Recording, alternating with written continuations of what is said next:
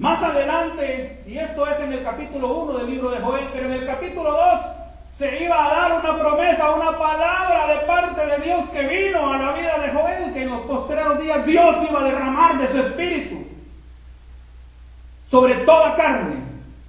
Pero para que Dios le diera esa palabra, primero el profeta Joel había tenido que ver lo que venía, y cuando vio todo lo que venía y todo lo que estaba sucediendo con el pueblo de Israel, dijo en el capítulo 2, en el verso 1, tocad trompeta en Sión y dad alarma en su monte santo.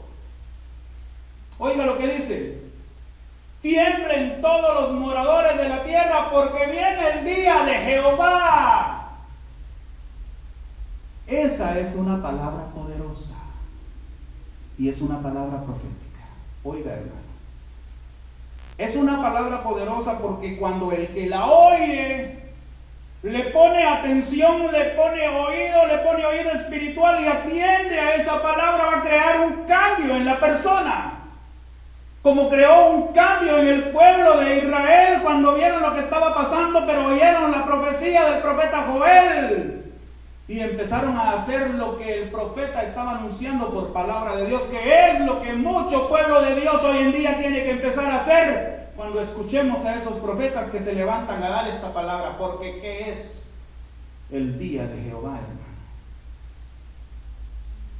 ¿Qué es el día de Jehová que el profeta Joel está anunciando?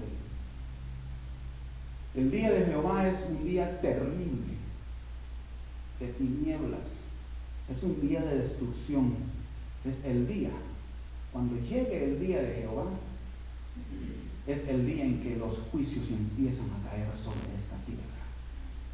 Ahora, cuando el profeta Joel, Dios lo levanta en medio de su pueblo, y hoy Dios va a levantar profetas en medio de la iglesia del Señor para anunciar esta clase de mensaje. Cuando Él se levanta, entonces empieza a dar una palabra poderosa de parte del Espíritu Santo de Dios que descendía sobre los profetas y les daba una palabra y luego se levantaba, pero les daba una palabra y Él empieza a dar esa palabra. Y oiga lo que dice: día de tinieblas y de oscuridad, día de nube y de sombra, como sobre los montes se extiende el alba, así vendrá un pueblo grande y fuerte, hablando de demonios, semejante a Él no lo hubo jamás, ni después de Él lo habrá en años de muchas generaciones. Oiga el aspecto de estos que se levantan, que son demonios, como aspecto de caballos y como gente de a caballo correrán. Oiga, hermano, irán por la ciudad, correrán por el muro, subirán por las casas, entrarán por las ventanas a manera de ladrones, a destruir a las familias, hermano. No importa la familia, pero eso es, hermano, cuando venga el día de Jehová, el día terrible de Jehová, cuando los juicios de Dios empiecen a venir sobre esta tierra. Ahora, el Señor quería librar al pueblo de Israel de toda esa calamidad. El profeta miraba que ya se empezaba a cumplir el día de Jehová, pero realmente el día de Jehová todavía no se cumple. Empezará a tener cumplimiento muy pronto, hermano. Y pronto empezará todo el juicio, toda la ira, todas las copas, todas las trompetas, los ángeles tocando las trompetas, y empezará a venir juicio sobre esta tierra, cual no lo ha habido ni habrá jamás, hermano. Pero oiga, y esto es lo tremendo, hermano, porque ¿por qué Dios levanta una palabra profética? ¿Y por qué Dios levanta a un profeta con esta palabra? ¿Y por qué Dios levantó a un profeta como Noé para que diera una palabra antes de que viniera la destrucción? Para que pudieran ser salvos de esa destrucción que venía sobre esta tierra. Aleluya. Y eso es lo que el Señor quiere hacer con cada uno de nosotros. Y eso es lo que el Señor quiere hacer con la ciudad de Fontana y todos sus alrededores. Eso es lo que el Señor quiere hacer con nuestra familia. Porque ciertamente llegará ese día, hermano. ¿Y quién quiere estar ahí? Dice el profeta. Pero oiga entonces, ¿cuál es la recomendación del profeta, hermano? Antes, espero que yo no lo haya perdido, le estoy hablando del agua y le estoy hablando de esos tres poderes que nos acompañan, y le estoy hablando de que el agua, como la palabra de Dios, es poderosa Y cuando hablamos de cómo Dios da su palabra, y empecé a hablar de los profetas, y esta palabra profética que Dios da es una palabra poderosa que cambia la vida, que restaura al hombre, que lo hace recapacitar en su vida y verse para adentro y decir: ¿cómo estoy viviendo? ¿Será que ese día de juicio grande y terrible que viene sobre la tierra, yo voy a estar ahí o voy a ser librado de eso? Ahora, la palabra profética es poderosa, hermano. Cuando un pueblo atiende a esa palabra y esa palabra empieza realmente a funcionar. La gente del tiempo de Noé no creyó a esa palabra profética que Noé predicó. ¿Y qué pasó? Se ahogaron. Dice que todavía Jesús, cuando murió y descendió a las profundidades, le fue a hablar a esa gente del tiempo de Noé. Léase, no sé si es Primera de Pedro o el libro de Judas. No sé si en Santiago hay algo de eso también. Pero oiga, hermano,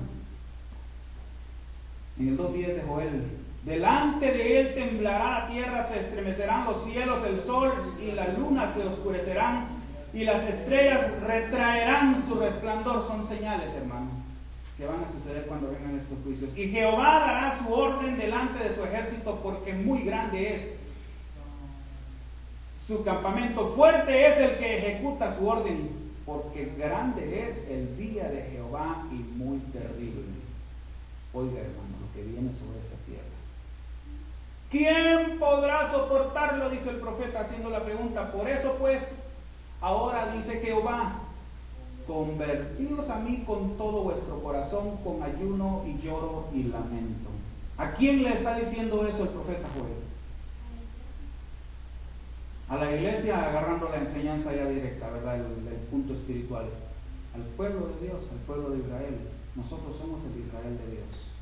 Y oiga, hermano, de verdad, que ya traigo un par de meses que estoy pensando mucho en la venida del Señor, pero que a la vez miro la iglesia del Señor y me asusto, hermano.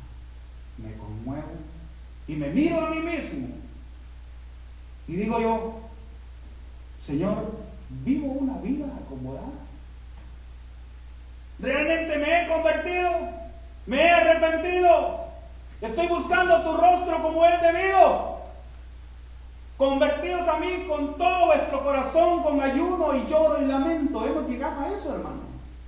Cuando vemos todo lo que viene sobre esta tierra y miramos todos los problemas, todos los atractivos que tiene este mundo, el sistema es terrible.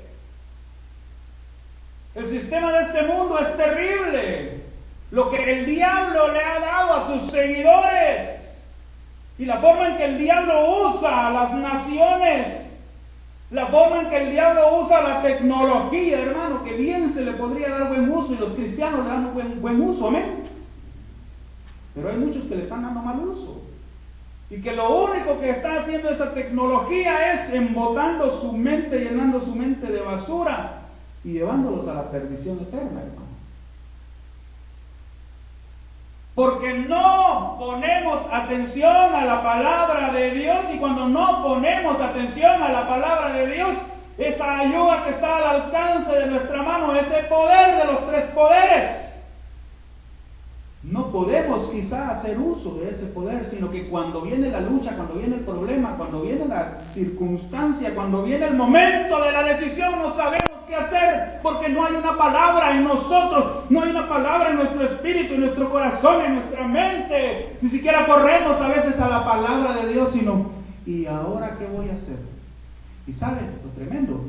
Que cuando decimos: ¿y ahora qué voy a hacer? A ver qué es lo que pasa, ¿verdad? Nos quedamos sin esperanza, hermano. Claro que sabemos lo que va a pasar. ¿Acaso Dios no nos muestra el futuro? ¿Usted cree que Dios muestra el futuro? Por ejemplo, Dios está hablando del futuro. La palabra que le estoy hablando es una palabra escatológica, tiene que ver con eventos del porvenir, cosas que han de suceder pero que no han sucedido, pero que Dios ya las mostró a través de sus profetas, ya las reveló, ya las habló. Dios muestra el futuro. Ahora, ¿Qué es lo que te dice Dios? Que si Él está contigo, ¿qué te dice en la palabra? Ahora, ¿qué va a pasar en el futuro cuando venga una circunstancia difícil, cuando venga un problema, cuando tengas que tomar una decisión y cuando se te atoran las carretas? Tú ya sabes, todo lo puede en Cristo que me fortalece. Si Dios está conmigo, ¿quién contra mí? Sé fuerte y sé valiente, no temas ni desmayes, yo estaré contigo, yo estaré, es futuro. Yo sé que tú estás conmigo, entonces, Señor. Tú has prometido estar conmigo, lo dijo en Mateo 28, como me gusta ese verso, lo menciono mucho. Y estaré con vosotros todos los días hasta el fin. Esa es una palabra que habla del futuro, hermano. Y Dios nos muestra el futuro, nos habla del futuro, nos habla de que Él estará con nosotros, no solo ahorita, no solo ayer, pero mañana también, pasado mañana y todos los días de nuestra vida. Y si Él está con nosotros, ¿quién contra nosotros? ¡Aleluya! ¡Gloria sea el Señor! Y Él está con su iglesia, hermano. Y las puertas del Hades no prevalecerán contra la iglesia del Señor. ¡Aleluya! Amén. Otras fuertes palmas al Rey de Reyes y Señor de Señores.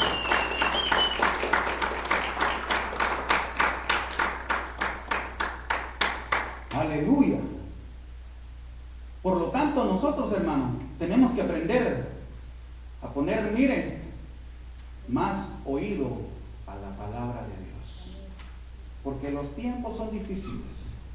Los tiempos son duros. Cristo viene, pero el diablo también se ha levantado, así como menciona el profeta Joel, que se levantará una nación grande, pueblo grande.